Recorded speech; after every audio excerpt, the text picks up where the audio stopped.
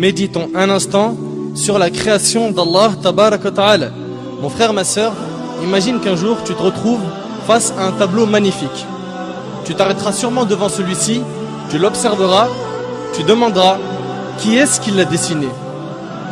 C'est sûr et certain, tu vas te dire qui est-ce qui l'a dessiné, ce magnifique tableau. Et tu t'en souviendras longtemps. S'il en est ainsi des tableaux qu'ont dessinés les êtres humains, qu'en est-il des magnifiques tableaux qu'Allah Tabarak wa Ta'ala a créés et qu'il a disposés partout autour de nous? Pourquoi ne pas s'arrêter et méditer sur ces impressionnants tableaux qu'Allah Tabarak wa Ta'ala a créés?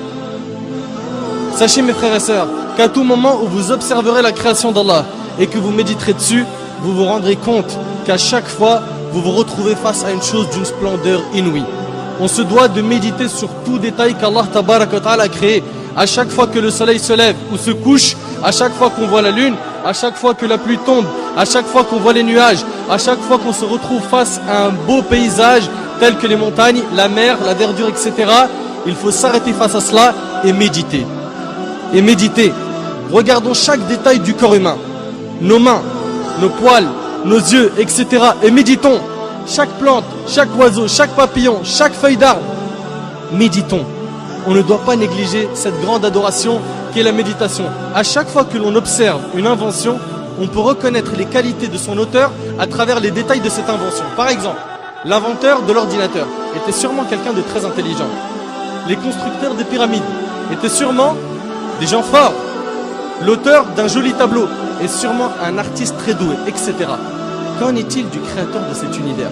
La première chose sur laquelle on doit méditer est la création de cet univers parfait par Allah Tabarak wa Ta'ala qui l'a créé à partir du néant. Allah Tabarak wa Ta'ala a dit dans Sourate Al-Baqarah, et médite un petit peu sur ce verset. Allah Azza wa Jalla a dit dans Sourate Al-Baqarah, Sourate 2, verset 117, Badi'us samawati wal-ard. Badi'us samawati wal-ard, qui signifie il est le créateur des cieux et de la terre à partir du néant. À partir du néant. Allah Azza wa Jal est le seul capable de créer à partir du néant. Il dit à la chose soit et elle devient. Soit et elle devient. Cela signifie que les cieux et la terre sont des chefs-d'œuvre qu'Allah Tabarak wa Ta'ala a créés. Regardez subhanallah.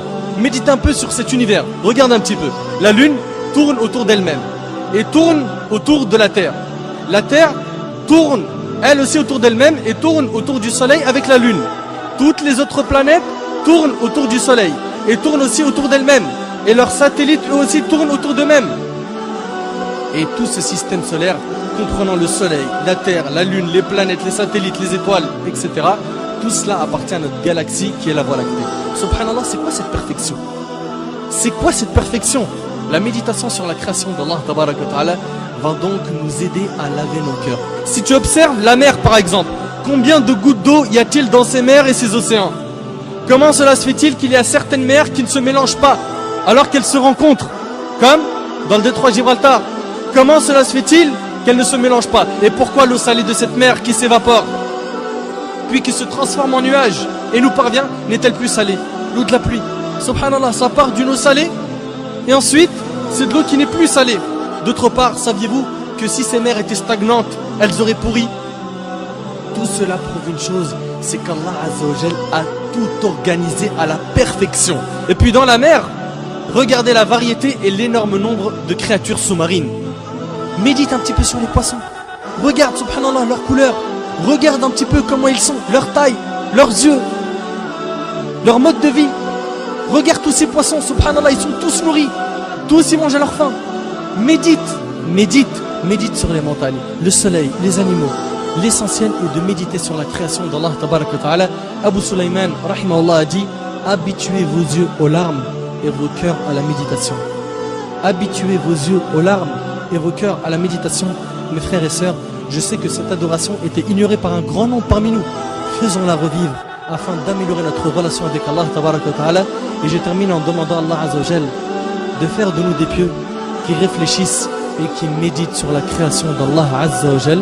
هذا ما أعلم والله عز وجل أعلى وأعلم سبحانك اللهم وبحمدك أشهد أن لا إله إلا أنت أستغفرك وأتوب إليك وبارك الله فيكم وجزاكم الله خير والسلام عليكم ورحمة الله وبركاته.